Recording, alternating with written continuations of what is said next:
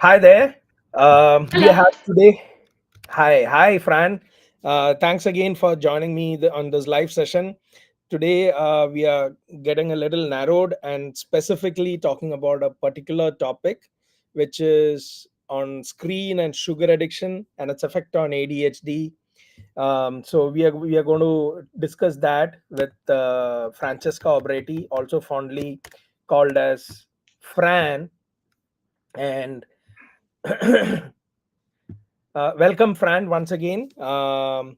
Thank you for Please for having new, me. yeah, please for new users and new viewers, please give us a little small introduction about yourself. Oh, yeah, this is Fran. Hello, everyone. I am the founder of Fran Therapy and I do counseling. I help adults, children, especially family with children with special needs. And I also founded Voice in Picture, which is a platform on Facebook and Instagram where people can share about their mental health struggle with a specific eye on autism, ADHD, and special needs. Awesome, thank you. Thank you. So we'll dive directly into the questions, and I would also love to hear any comments or any kind of questions that the audience has got. Please feel free to ask us on this chat. So, first, what are the signs of screen addiction in children with ADHD, and how can parents identify early warning signals? So, screen addiction can be tricky to spot, especially in children with ADHD, because they might naturally thrive on stimulation. But there are some signs that parents and carer can watch for, and this includes a preoccupation, excessive preoccupation with screens. So, constantly thinking about being on the screen, watching TV, playing a game, obsessively checking devices for notification. A child might be losing interest in the activities that they used to enjoy, such as hobbies, sports, or just being very socially withdrawn. So not wanting to interact with peers and wanting to spend more time at home to engage with their devices. Or they might be having difficulty controlling the time that they spend on the devices, even when a parent is, putting a limit, or they have difficulty, they are unable to limit their screen consumption even when the screen is removed. They might have sleep disturbances, so they might ask a parent to stay up late, or they wake up very early, and the first thought is to reach out for a device, being watching TV, being an interactive type of game. They might start to neglect their own responsibilities, so falling behind in schoolwork or chores at home, to the point of, in the worst case scenario, neglecting their own personal hygiene. Also, there are some physical signs the parents can spot, such as a frequent sense of fatigue, headaches, eye strain. And of course, early warning signals include increased irritability, and when a child is not allowed to be online, they might be seen more withdrawn from family or friends, and there might be a noticeable decline in the school performances as well, and in social functioning in general. Very interesting. Thanks for that insight. And so these are some of the warnings or those signals that we need to look out for. Yeah, some behavior that you might noticing in your child over time if there is a lot of screen exposure. Got you. And with screen, of course, we mean tablet, being on your phone, watching a lot of TV, using the computer. Got you. Um, how does excessive screen time affect ADHD symptom? So research does indicate that too much screen time can in fact affect and exacerbate ADHD symptoms in many different ways. So you might notice a lack of focus and attention, so an impaired attention span because there is this overexposure to fast-paced stimulation, and actually your child brain is trained to seek for novelty, to seek for this constant stimuli that is provided and fed by the device. They are not actually proactively looking for it. So you don't exercise your creativity anymore. They might be having sleep disruption, which means that when you use a screen, there is a blue light coming off the screen, and it impacts the production of melatonin, which is the natural hormone that we produce and that helps us fall asleep at night. There might be choosing to be more sedentary. So instead of engaging in outdoor activity, there is a reduced physical activity. So and we know that especially with ADHD children, less movement can contribute to hyperactivity and a lack of emotional regulation.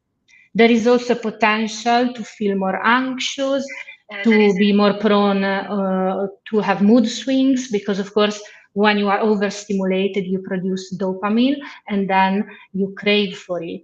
And this can impact emotional health in a child, especially. And also level of your brain, there might be a reduced executive functioning, like a child is not actually exercising their memory anymore because everything is provided in terms of stimuli from the screen, from the device. And so they might have less problem solving skills. They might have less cognitive flexibility. So their working memory is going to be impacted in a long term. Tell me, does this have an adverse effect on their interest for sociability, interest for group activities or outdoor skills, because they're already getting dopamine? Does this Yeah. dopamine come in for kids also through the screen?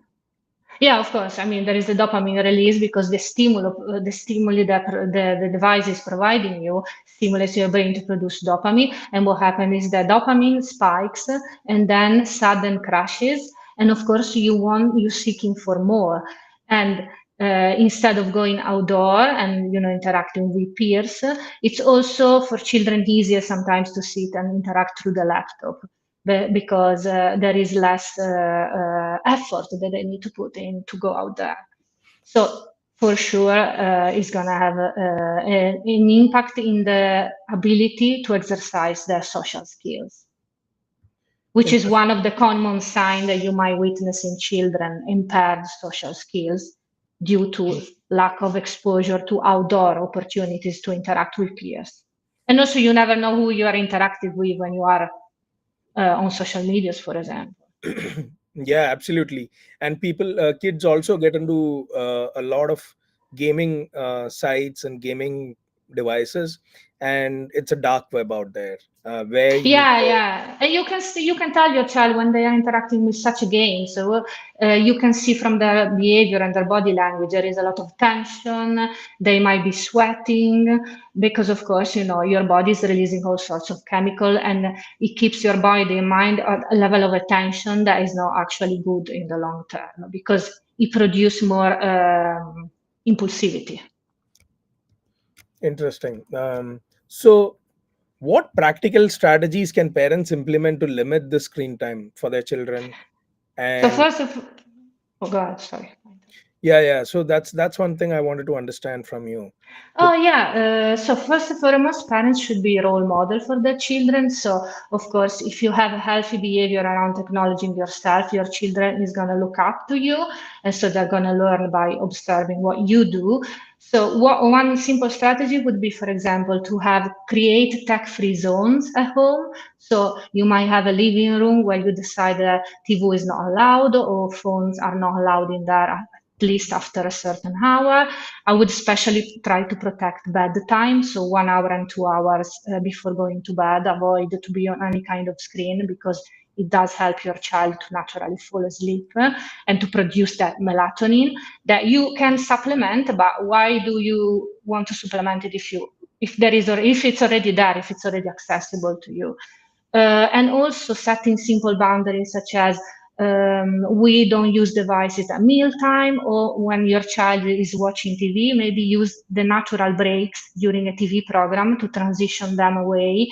But because children, especially with ADHD, they thrive on motivation. Every child thrives on motivation. We need to be able to provide them with alternatives, which means that if your child is in skill building activities, maybe they can play they can have a little cooking session. They can help you to prep the meal, or they can join in arts and craft, or reading, which is also a kind of a sensory activity that really does help a child to fall asleep, or having board games with siblings, with the family, uh, taking a walk outside, which again does help to naturally, fall asleep. Yeah, absolutely. I mean, those are some great tips out there for screen-free activities that can help children with ADHD and channel their energy in the right way. Yeah, and I would also say to gradually reduce. So if you are worried that your child is consuming a lot of technology and being on their devices for a long period of time, just start maybe from 1 hour, reduce to 45 minutes, and then to half an hour. It has to be a gradual process because now the brain is trained a certain way, and you want to rewire it. Got you. Yeah, yeah. And any cutoff times? Of course, 1 hour is what I've heard generally before sleeping, and not like a golden rule before sleeping. And once you get up, don't touch Yeah, the yeah. screen for like at least an hour. Is that And it's especially the type of TV that you consume. So, for example, if 1 hour before going to sleep you are listening to music, even if it's shooting images on the screen, that might actually be helpful. But if you're watching a movie and there is a lot of color, action, of course, that is going to increase your level of emotional reactivity. yeah? That brings us to one segue into another topic and another aspect of ADHD. How does sugar affect children with ADHD? So sugar, like screen, of course, especially if consumed in excess, can impact children with ADHD by first and foremost causing blood sugar spikes and crashes. So when we eat food, there is always sugar in the food we eat. So it's about choosing the right type of food. So what happens if we consume too much processed food, which is high in sugar, that these blood sugar spikes and crashes are very sudden, and that doesn't help in the long term our physical and mental health. But if we eat the right amount of sugar and also we choose good food, then these spikes and crashes are more gradual, and that helps to regulate in a child their energy level and also is going to affect their mood. So if you consume high sugar foods, this might contribute to mood swings, to irritability, and there is this constant fluctuation in energy that, especially in the presence of ADHD, might make harder to regulate behavior and actually to stay focused on a task, for example, because it causes a lot of hyperactivity. As we know, when we eat food, usually half an hour, 45 minutes after having a meal, we feel very high in energy, which is simply put a sugar rush. And then gradually the sugar will lower until the next meal. But if we consume the wrong food in the wrong amount, these spikes and crashes are very sudden, and that doesn't serve our body and mind. Are there any specific types of sugar based foods or any food that parents should be particularly aware of that you should avoid? For sure, refined sugar and sweets should be avoided as much as possible, meaning, baked goods, sugary cereal, candy, any artificial flavored drinks or beverages such as soda or juices that come from concentrate because it's not the real sugar coming from the fruit, but it's an artificial form of sugar. Any processed food, so all the ready meal or snack food or fast food items should be avoided as much as you can, because of course, to be able to preserve those aliments, there are a lot of quantity of sugar. So that's not good for your body. And also having balanced meals, um, which means that you have the right portion size with the right quantity of carbohydrates, of protein, and in the end, sugar as well. Yeah, absolutely. Like we had also understood yesterday about the fact that there's a huge uh, good news for all parents, which is food dyes are banned and getting banned in the US. And if it's That's getting banned amazing. in US, definitely Canada is also going to benefit. Uh, That's amazing. Yeah. I mean, so because it's going to have an impact on children and also in general on families as well. So it might be the yeah, start of new eating habits.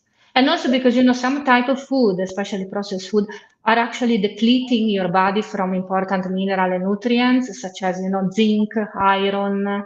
So you really want to eat nutritious food to be able to function mentally and physically. yeah, absolutely. It's a very bold move, I would say, especially for the fact that it's linked to behavioral issues, hyperactivity, hormone disruption, and they've seen cancer in animal studies, right? Oh yeah, definitely. I mean, one of the first things that they do if you develop cancer is actually working on your diet. So Mm, there is something to that for sure. Because also cancer thrives on sugar, yeah, and so if you can eliminate that, you're doing yourself a big favor. yeah. I And mean, it's never going to be eliminated because there is sugar, and we need sugar in the sense that it's energy for us. We just need to provide our body the right sources of sugar. and if we can do that through the natural and not not so much through the Definitely. processed, and if it is extremely ultra processed, that can worsen ADHD symptoms, correct? Mood Definitely. That swing, will cause mood swings, disrupt neurological development, all these things, especially in children. hyperactivity and lack of emotional regulation. Yeah, The ability actually to regulate yourself, because if you're in constant sugar rush. And also, I would say with children to avoid using food as a reward or punishment system as well, because otherwise there is more risk of developing emotional eating habits. So you want your child to understand that a behavior is a good behavior because there is a reason to it, and not because it's rewarded or punished by giving or taking away food. yeah, absolutely. Because this is also in the right direction where in kids, like there is a Tuesday day, there is a day for Thursdays where they give out school snacks or school food. And that is provided with these kind of foods which are ultra processed. So your school lunches, snacks, kids' medicines, babies' vitamins, they are all filled with all these dye-based synthetic food. And that Yeah. is a great direction. I wish and I hope it happens across to Canada too.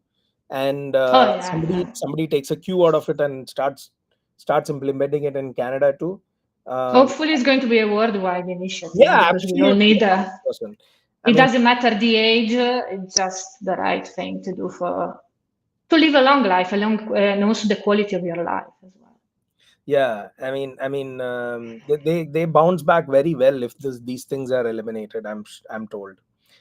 So that brings us to the next question, which is what dietary changes can help reduce sugar impact on ADHD symptoms? So, as we were discussing, just choosing the right type of food. So maybe focus on whole food, emphasizing, fruit, vegetable, lean protein, getting your healthy fats, maybe from, fish and fiber to stabilize the blood sugar level as well. And also to help with your gut health, which is very important. Apparently, is our first, second brain. So we need to take care of it. And as we said before, limit processed food and packaged food as much as you can, and having balanced meals, which means different things. It means to have the right amount of complex carbohydrates, protein, vegetable, but also, timing your meals. So you know when your child needs to be provided with snack and be regular around that. And check for food sensitivity or allergies. So you can go to your doctor, family doctor, or have a full blood panel. And you can clearly see if there are any sensitivity to certain type of food because you might have to uh, reduce or eliminate those food from your diet. I would also say before making any dietary changes, just make sure that you know what's going on within you in terms of mineral and vitamin that you might need to supplement or what is working well for you as well. Yeah, absolutely. Thank you. So my next question is, how can parents model healthy eating behaviors for their children to follow? So it all comes down from what. So as we said before, with the screen time, children learn a lot from what the parents do. So, of course, to model healthy habits, parents should prioritize balanced meals as well, limit sugary snack, eating healthy food in front of their children, and also talk positively about food. One simple technique that everyone can implement at home is also to stock up on nutritious food. So instead of providing, packaged snack, just have around vegetable, fruit, maybe some almond butter. You can also get creative with it. And if you can involve your child in grocery shopping and in meal prep, you can expose them to different types of food. And also over time, just in the plate, when you present your child with food, just make sure that they try new food. So put on your plate new food and then offer the new food to your child as well, just to see if they can expand their tastes, which is always good. You mean And say expand their taste palette? yes, yes. There are actually quite pretty cool initiative in school as well, which is called Fun with Food. So sometimes with small group of children, what we used to do is kind of playing with food and making art with food, and then we'll eat and approach new food. And for a child, approaching a new food might be smell it, taste it, touch it. It has to be, in many cases, a gradual process, but ultimately they can get there. And also you have their attention because you are engaging them in a play activity and you're using food. And it's something that can be done at home as well. It's called Fun with Food. Of course, if you guys want to know more, I can provide you with more information. Yeah, absolutely. I mean, I'm a big soccer fan, and I've seen Cristiano Ronaldo, who's become a great role model for his kids and the world at large. He doesn't even like having one of those colas kept in front of him, which is amazing. And that sends a great message to kids who are aspiring to be in soccer, a huge generation that is aspiring to follow and model after him, which is Yeah. amazing. um, Yeah, it's the choice that we make as parents and educators are going to have an impact on the children because they are constantly observing what we do. So we have that responsibility in a way. Absolutely. So what are the long-term mental health risks associated with excessive screen time and sugar consumption in ADHD children? They pretty much have the same long-term effect in the sense that they are linked to an increased risk of, anxiety over time, depression, cognitive decline, because it's going to affect your memory and your problem-solving skills, social difficulties, and also in the case of, like excessive food consumption, it can lead to obesity and diabetes. Diabetes is one of the main problems that we have right now, for example, in the UK, and it's also linked to several other physical issues, such as, for example, eyesight. And also, you can have, mood swings and mood disorder, and especially in children with ADHD, a serious difficulty in regulating their emotion. Yeah, thank you. Thanks for these information. So it was a short and sweet second session, Francesca. Fran, it has been amazing talking to you and chatting with you and giving us a perspective of your learnings. And especially it is great because you're from another country. You are based in UK. You've been in Italy, North America, and your perspectives gives us so much insights how the modern society is ignoring such a simple fact like screen consumption and sugar consumption, which is adversely affecting us and the next generation. So Yeah. this was And a especially, our quality of life in general. Yeah, absolutely. And thanks for giving us all those insights. Uh, I hope things I see some light at the end of the tunnel with what was declared yesterday in south of our country. Yeah. I'm sure that is a giant step. Yeah, That and it's amazing because we can help each other. It's a common goal. It's a worldwide goal. Yeah. So in a way, we come from different countries. We are exposed to different food, which is also makes for an interesting debate about, the culture of food. But we all are striving for the same goal, having a positive impact on the quality of our lives and of children. So a lot can be done, especially for children with ADHD, starting from diet and screen usage. Yeah, absolutely. So again, Fran has got her own uh, platform that she helps kids or parents with, which is Fran Therapy. And if there is anything else that you want to share before we end the session, I leave this open mic to you. Oh yeah, just simply if you want to know more, you can find interesting articles on my platform on Friend Therapy. But if you want to interact more with me as well and with other people, we have this platform on Facebook, Voice in Picture, and I purposefully create this platform to be a worldwide platform. So we have people from all walks of life, and it's so interesting that everyone comes from a different experience and they have different insights. And we are there to teach and support each other and learn from each other, like we were Awesome. saying. Awesome. Thank you, Fran. It was a pleasure Thank talking to you. you. Once again, all the best. Great job that you're doing. Bye bye. Thank you. See you soon.